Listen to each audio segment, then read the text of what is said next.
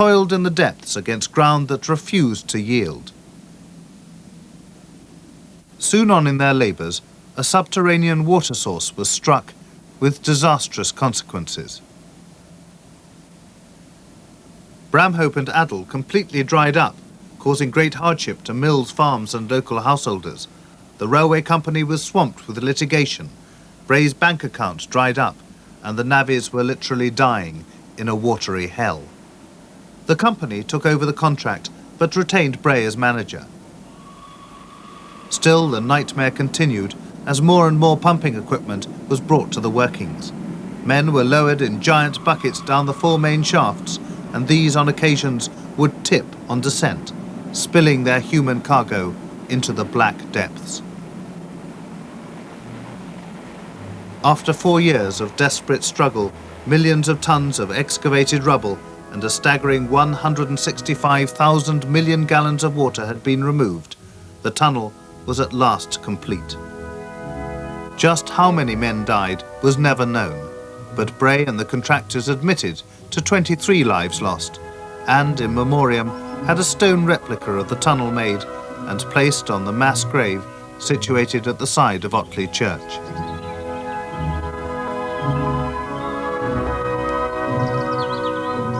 A carving of James Bray forms the arch keystone on the southern entrance of the tunnel itself, and gazes somewhat sadly down on the tracks and the stream that to this day still flows the length of the tunnel.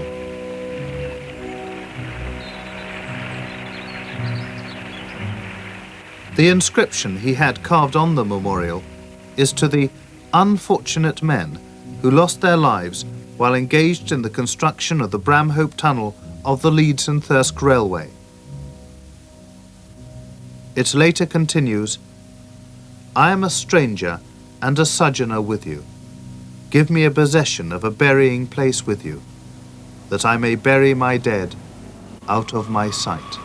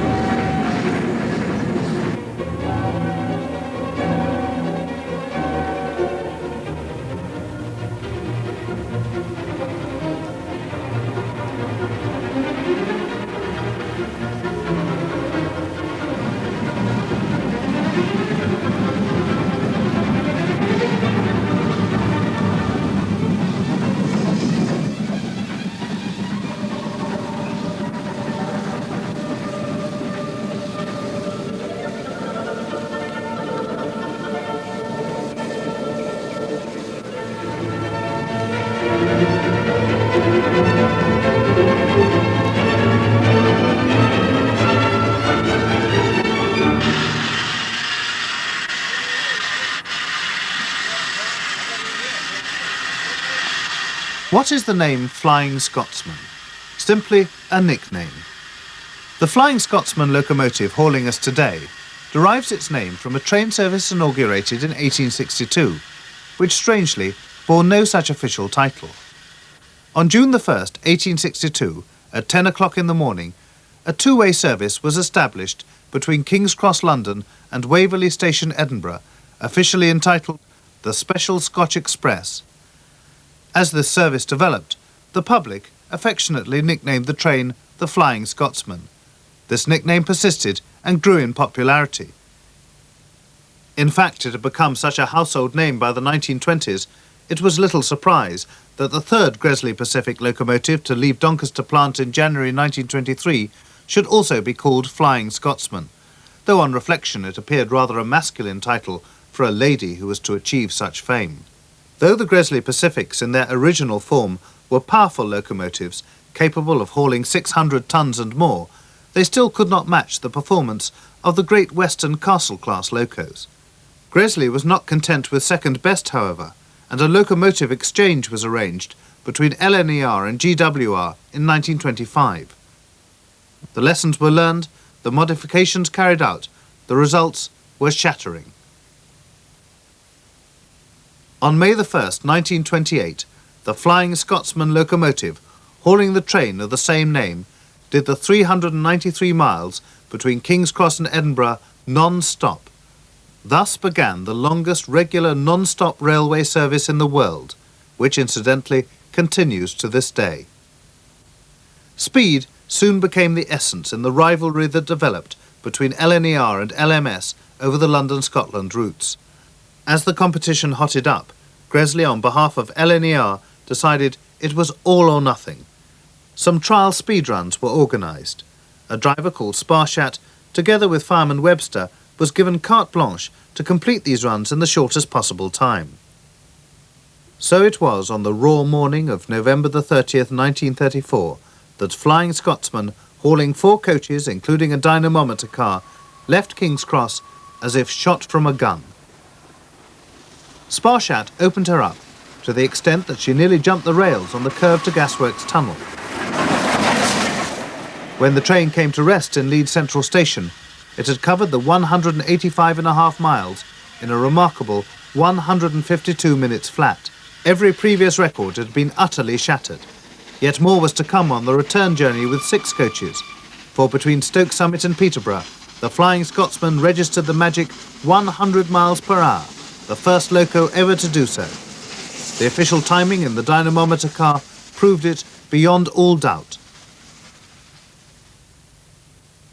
During her service for LNER and later British Rail, the Flying Scotsman completed 2 million miles of service. When the loco was retired in 1963, she was bought privately by Alan Pegler, who restored her back to her LNER 4472 identity. In 1968, on May the 1st, exactly 40 years after her amazing non-stop inaugural trip, she reenacted the performance to everyone's admiration. During 1969, the Flying Scotsman went to the USA to haul a British Trades Exhibition tour train. This venture was a disaster. It resulted in Alan Pegler's financial downfall and the near destruction of the locomotive itself. Luckily, Bill McAlpine launched a last-minute rescue bid, which was successful. The Flying Scotsman was returned to our shores during 1973. Today, thanks to Bill McAlpine and countless craftsmen, the Flying Scotsman is in full mainline order once again, a symbol of Yorkshire engineering that is a delight to behold.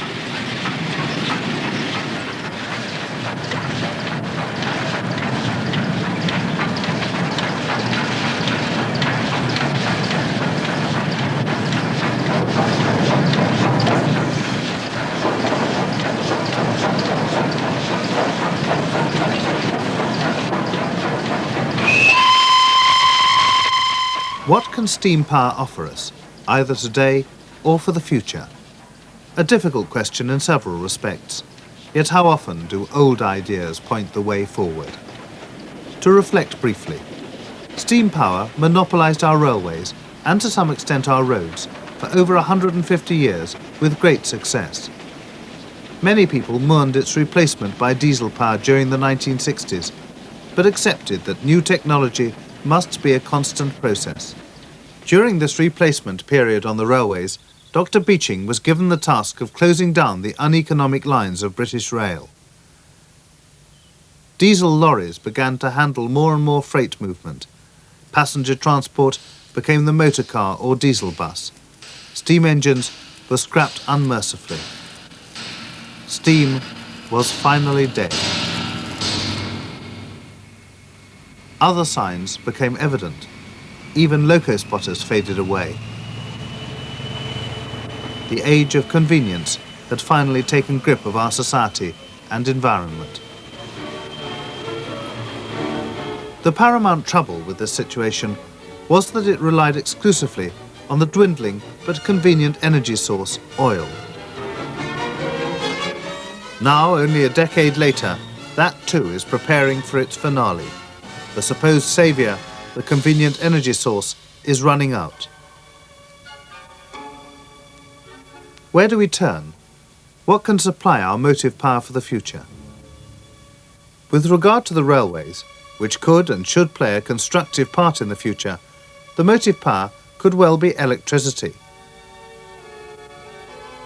The means of generating electricity, despite possibilities like solar, atomic and hydrogen power, could well bring us back once more to steam.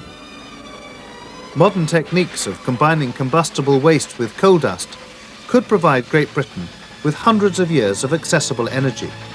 For after all, we live on an island of coal, surrounded and showered with water. Finally, what does the future hold for the steam locomotive? Could they be reintroduced? This, regrettably, is very doubtful, but happily, like today, we can enjoy steam travel on British Rail specials or the private and preserved lines. Yorkshire boasts several such lines, where one can enjoy the sights, sounds, smells, nostalgia, even romance or the steam giants from yesteryear. Let us trust that these lines get the support they need, so that future generations may also have the chance to share the delights that the steam locomotive has given to us and many generations past.